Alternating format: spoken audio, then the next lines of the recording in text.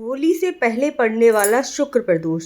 शुक्र आपकी ज़िंदगी में लग्ज़री लेकर आता है, यानी कि सुख, पैसा, वैभव, बड़ी-बड़ी गाड़ियाँ, बंगले आदि आपको शुक्र के प्रभाव से ही मिलते हैं। और प्रदोष का व्रत अर्थात भोलेनाथ की कृपा। भोलेनाथ की कृपा यदि आप पर हो जाती है, तो आपका जीवन बहुत ही सुख से बीतता है। इस शुक्र प्रदोष पर आपको कौन-कौन से उपाय करने हैं और शुक्र प्रदोष की क्या है कथा, जिसके प्रभाव से आपका जीवन बहुत ही सुखी होने वाला है, क्योंकि कथा सुनने मात्र से ही भोलेनाथ की कृपा आप पर बरसती है। अगर आपको अपनी ज़िंदगी में लग्ज़रियस लाइफ चाहिए है, सुखी जीवन चाहिए है, गाड़ी, बंगला, वैभव, यश, ऐश्वर्य, ये सभी की प्राप्ति आपको शुक्रवार की जो कृपा प्राप्त होती है, शुक्र का आपके ग्रह में, कुंडली में प्रभाव अच्छा होता है, तभी आपको प्राप्त होती है। तो वह आप कैसे अपने कुंडली में मजबूत बना सकते हैं, उसका बहुत ही विशेष उपाय है, उसे अवश्य सुनिएगा। तो चलिए सबसे पहले जान लेते हैं कि कौन कौन सा प्रदोष का व्रत और कब कब करना चाहिए, किस प्रकार उसका फल प्राप्त होता है। चैनल को सब्सक्राइब ज़रूर कर लीजिए और कमेंट में ओम नमः शिवाय अवश्य लिखिएगा। आपका एक कमेंट मेरे लिए बहुत ही ज़्यादा महत्वपूर्ण होता है। आपको चैनल सब्सक्राइब नहीं करना है मत कीजिए, पर कमेंट अवश्य किया कीजिए। आपका कमेंट बहुत ही महत्वपूर्ण होता है। ओम नमः शिवाय लिखना, राधे राधे लिखने में ज़्यादा टाइम भी नहीं लगता। तो चलिए फिर वीडियो की शुरुआत करते हैं। सबसे पहला है रवि प्रदोष। रविवार के दिन यदि प्रदोष व्रत पड़ता है तो उसे रवि प्रदोष कहते हैं। सेहत के लिए, लंबी आयु के लिए, समाज में मान सम्मान के लिए, यश बढ़ाने के लिए अथवा कोई हृदय रोग हो, तब भी इस व्रत को करने से आपको पूर्ण फल प्राप्त होता है। गुरुजी महाराज कहते हैं कि यदि आप इस व्रत को करते हैं और अपने घर से 1 लोटा जल में 2 चावल के दाने, 2 अक्षत के दाने आपको डालने हैं और 1 लोटा जल लेकर आप मंदिर जाते हैं, तो रास्ते में अगर पीपल का पेड़ पड़ जाए, थोड़ा सा जल वहाँ डाल दीजिए। थोड़ा सा बेल वृक्ष के नीचे, आंवला वृक्ष हो तो वहाँ डाल दीजिए। समी पत्र का वृक्ष मिल जाए तो थोड़ा सा जल वहाँ अर्पित कर दीजिए और फिर भोलेनाथ पर जाकर जल चढ़ा दीजिए। जितने भी रोग हैं, जितनी भी बीमारी है, वह समाप्त हो जाती हैं। दूसरा आता है शनि प्रदोष। अगर आपकी कुंडली में शनि दोष है या शनि की 7.5 या ढैया चल रही है, मानसिक परेशानियों से आपको छुटकारा नहीं मिल रहा है, तो आपको भोलेनाथ पर एक सफ़ेद पुष्प प्रदोष व्रत के दिन अवश्य ही चढ़ाना चाहिए। भोलेनाथ इससे प्रसन्न हो जाते हैं।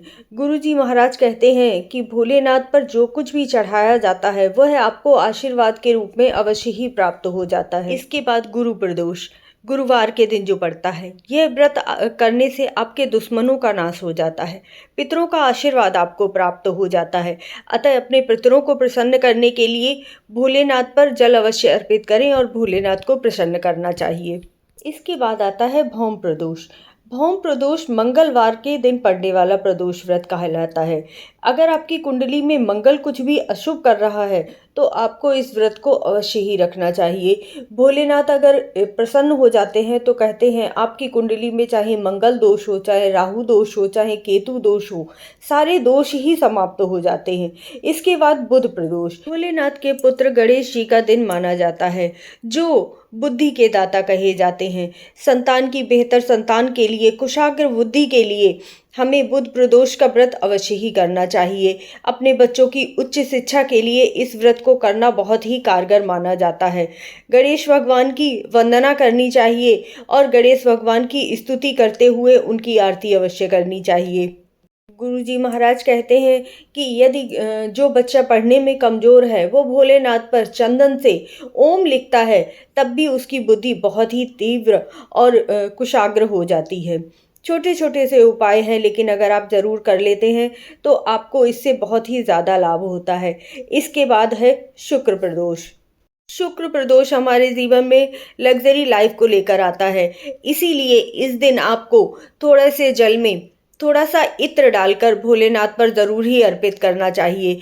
ऐसा करने से आपके घर में गाड़ी, सुख का वैभव आ जाता है। और दाम्पत्य जीवन में मधुरता के लिए आपको एक गुलाब की माला बनानी है, लाल गुलाब हों या फिर पिंक कलर के गुलाब होनी चाहिए। उस माला को भोलेनाथ पर आपको अर्पित करना है। यदि आपको गुलाब नहीं मिल पाते हैं तो आप गुलाब जल भी ले सकते हैं, उन्हें भोलेनाथ पर अर्पित कर दीजिए। यह कार्य पति पत्नी को दोनों को ही साथ में करना है। इससे भी आपके घर में कलह समाप्त हो जाती है और दाम्पत्य जीवन सुखमय हो जाता है। सबसे महत्वपूर्ण आता है सोम प्रदोष, क्योंकि उस दिन भोलेनाथ का दिन होता है और आपको भोलेनाथ को प्रसन्न करना सबसे ज़्यादा आसान हो जाता है। तो सोम प्रदोष के दिन भोलेनाथ के लिए व्रत रख के और उनकी पूजा अर्चना करके जो भी सामग्री है, जो भी आपके पास हो, वह सामग्री ले जाकर आप उन्हें अर्पित कीजिए और भोलेनाथ से अपने जीवन के लिए सारे सुख वैभव, संतान की अच्छी पढ़ाई के लिए और आशीर्वाद मांग लीजिए। कहते हैं जो भी जातक इस तरह से प्रदोष का व्रत रखता है, पूरे साल प्रदोष का व्रत रखता है, उसकी सारी ही मनोकामनाएं पूर्ण होती हैं और भोलेनाथ उस पर अवश्य ही कृपा करते हैं। वीडियो आपको पसंद आई हो तो चैनल को सब्सक्राइब ज़रूर कर लीजिए। कमेंट में ओम नमः शिवाय अवश्य लिखिए। आप पर भोलेनाथ की विशेष कृपा होगी। आपका जीवन बहुत ही सुखी बना रहेगा। आपके जीवन में लग्जरियस लाइफ रहेगी। आपको जो भी इच्छा होगी, जो भी पाना होगा, बस भोलेनाथ के एक आशीर्वाद से आपको वो सब कुछ प्राप्त हो जाएगा। ओम नमः शिवाय।